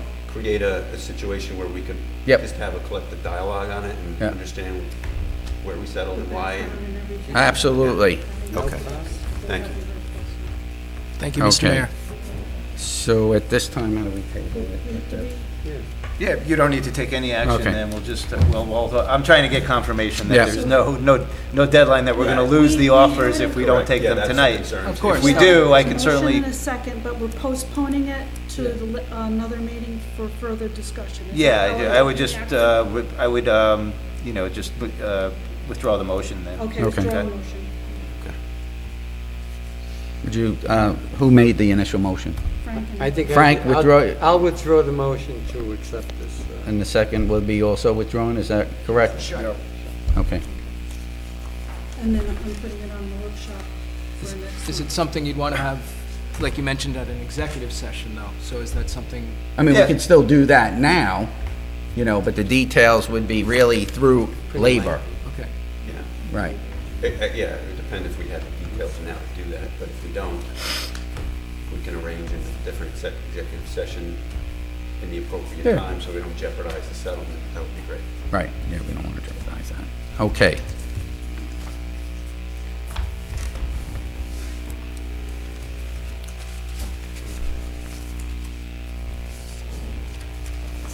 Okay, trustees, does any of the trustees have something? I have one thing I wanted to inquire about.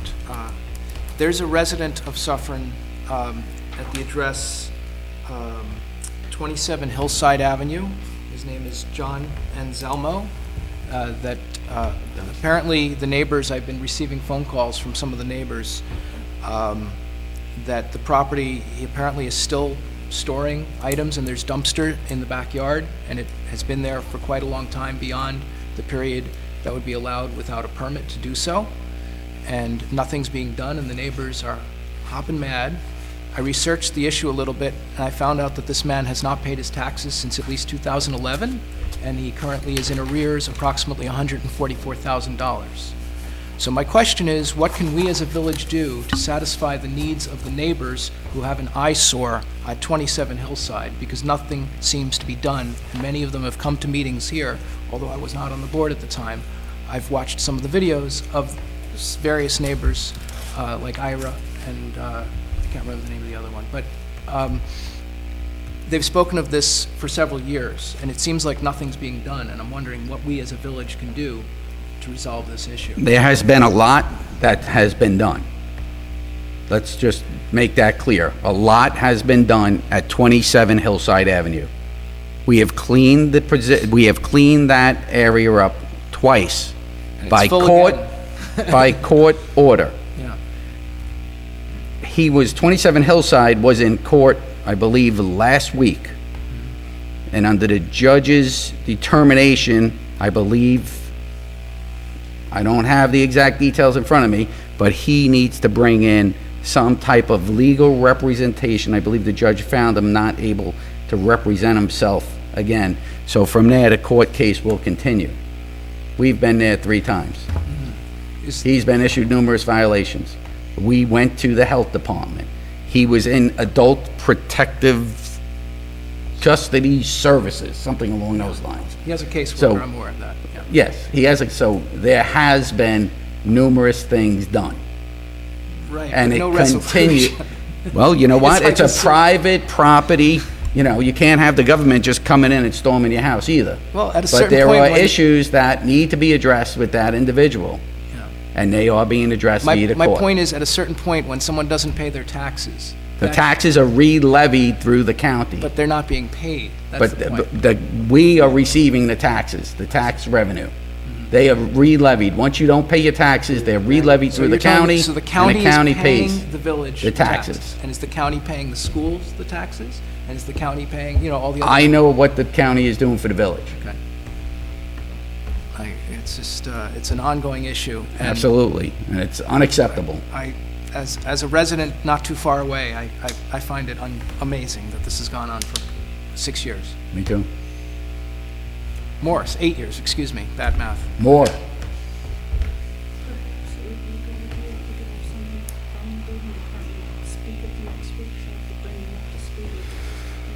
All right, yeah.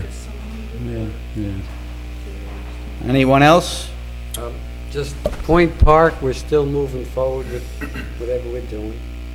We're not at the dedication level, correct?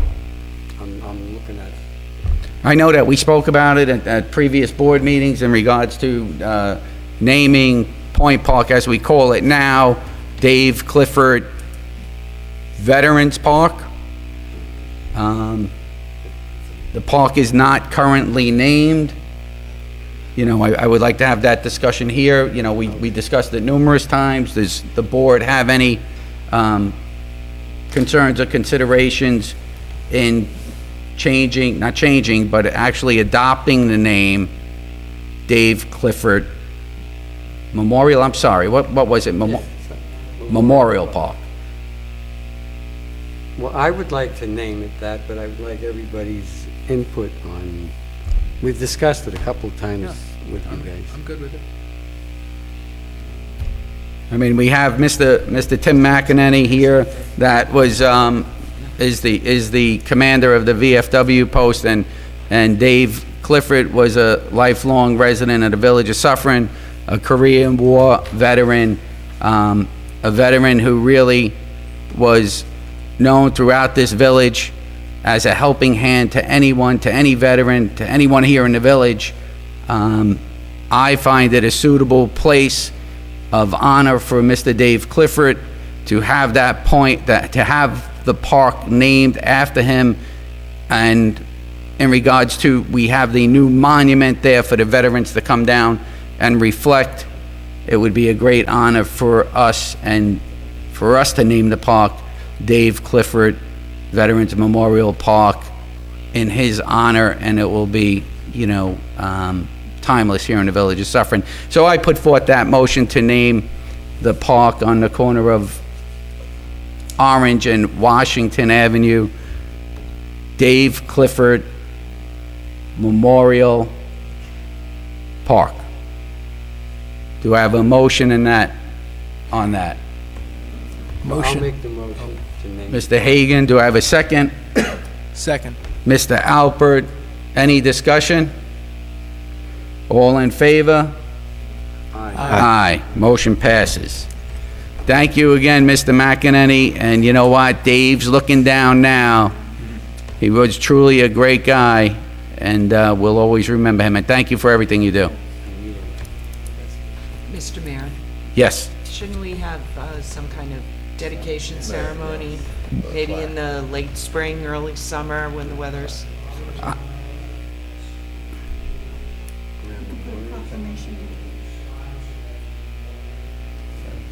We are developing signage with Mr. McInerney. We're gonna, put forth the dedication, a ceremony, and a proclamation, or whatever the family wishes. I think it's great. Yes. Thank you. All right. Thank you. Just Yes. One more point. This is just a follow-up I have for the residents. I brought this up at the workshop. During the election campaign last fall, we talked about an almost $3 million budget surplus that we felt existed, and we were looking to push to utilize that to help alleviate the taxes for this coming year. I did sit down with Mike Ginito. I see that he's since left, but I did sit down with Mike Ginito. He confirmed that that was correct. I think my calculations were about $2.7 million. However, unfortunately, a good amount of that money has been consumed by the sewer fund, the wastewater treatment plant. This has been a very, expensive operation for the village. There was an agenda item that Mr. Ginino brought up a little while ago, moving some monies to manage it. We're certainly managing the ongoing operation a lot better. However, the cost of the operation is severely underfunded by the sewer rates that are charged. And it's essentially, borrowing from the general fund to cover some of those costs. So what I've asked Mr. Ginito to do, when we talked about it at the workshop, and the board agreed that we're going to look into resetting those rates. The usage rate, the sewer is based on a usage rate. Obviously, that's not a property tax expense. I realize that in a lot of cases, that's left pocket, right pocket with some of the residents. However, it should be funded accordingly to the cost it takes to run it, and based on heavier users paying more. So we are looking into ways to modify the rating system on that.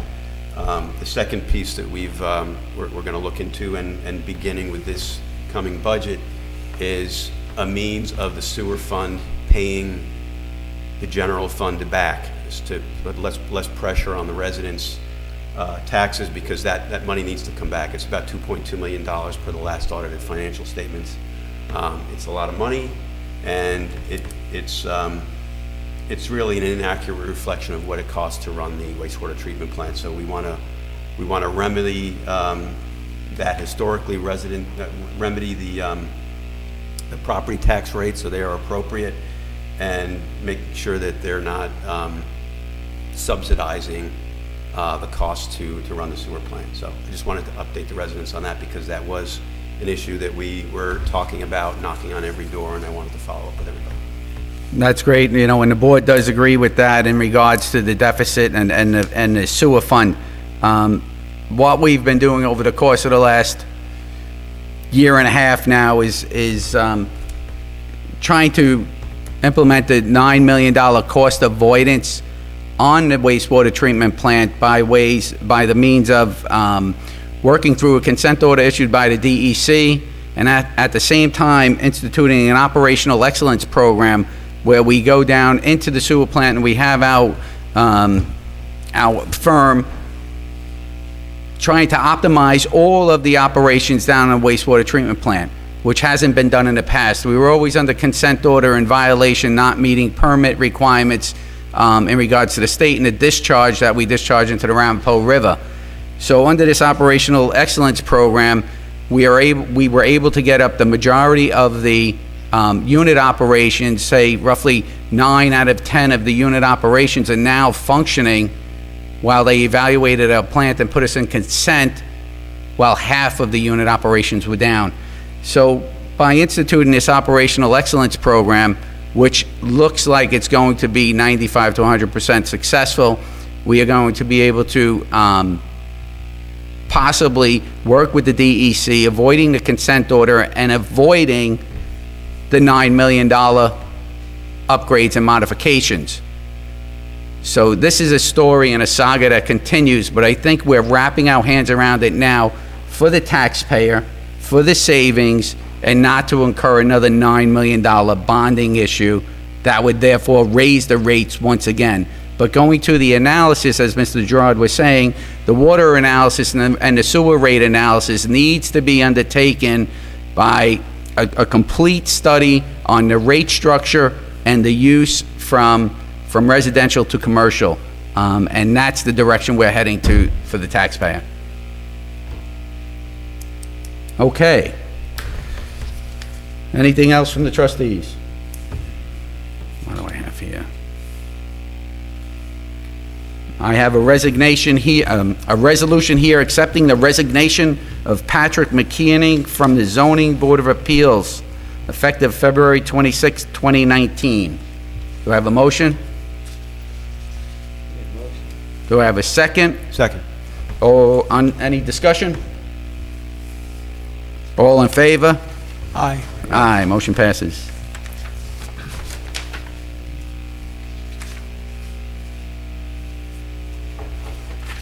Okay, I have something here, a resolution here authorizing Universal Cable Productions, LLC, to conduct filming activities for Mr. Robot Season 4 in the village of Suffern, March 18th through March 22nd, 2019.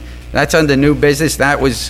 They actually came into the office yesterday and today, and it's an opportunity here for the village to make some added revenue, and this is what we're looking for. So the board, resolved, the Board of Trustees hereby authorizes Universal Cable Productions LLC, 268 Norman Avenue, Suite B, Brooklyn, New York, to conduct film activities for Mr. Robot Season 4 in the Central Business District, Monday, March 18th through Friday, March 22nd, 2019, between the hours of 7 a.m. and 7 p.m.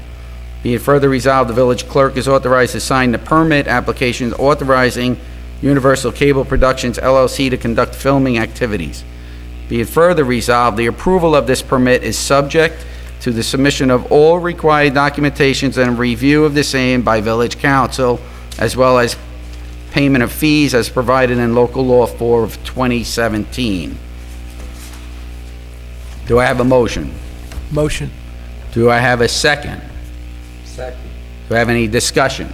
What is the impact to residents and business owners on this one?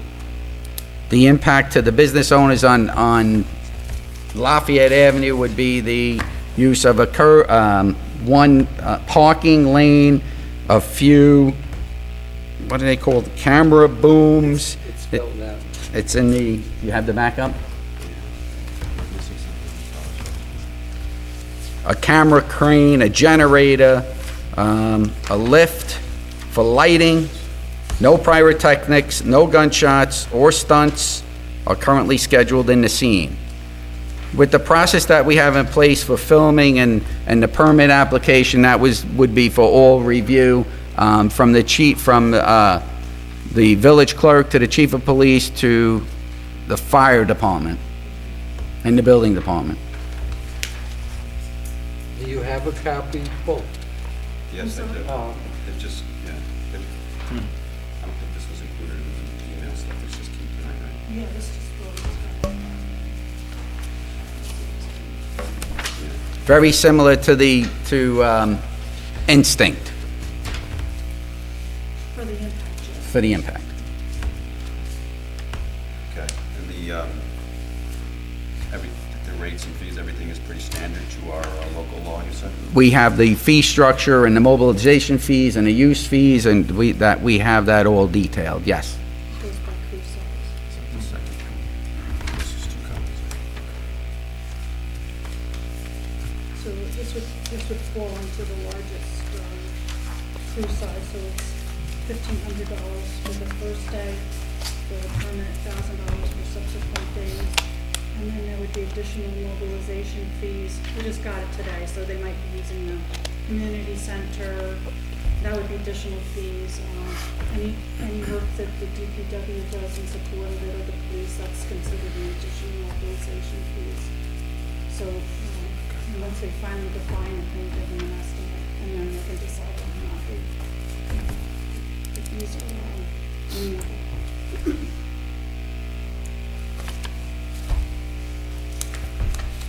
Okay.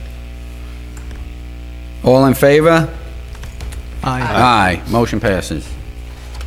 One thing that I really left out that I need to mention in regards to the operational excellence approach that we've been taking on the wastewater treatment plant was the absolute help of Mr. Steve Lejoy, a village resident who's really an expert in operational excellence, and he's been a great help. I want to thank him publicly. Thank you, Mr. Lejoy. He's in the audience today. What a great asset to have here in the village. Thank you.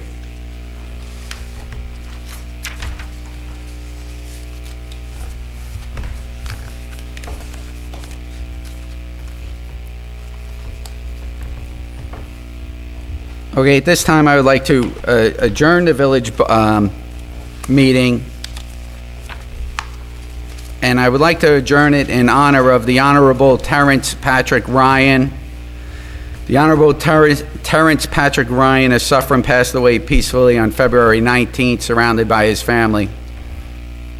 Him and his family moved from Pearl River in 1958, then into the village of Suffern in 1973, where he was resided since. He began his legal career at the law firm of Sickle and Hicks in Suffern. He was a village justice for the village of Suffern for 3 terms from 1970 to 1982. His motto was fairness and firmness in court. He would often describe operating a courtroom as similar to his experience in dealing with a large family. You must pay attention to each person, but keep the interest of the whole group clearly in mind. So at this time, I would like to make a motion to close the meeting in honor of the Honorable Terrence Patrick Ryan. Do I have a motion? Motion. Do I have a second? Second. All in favor?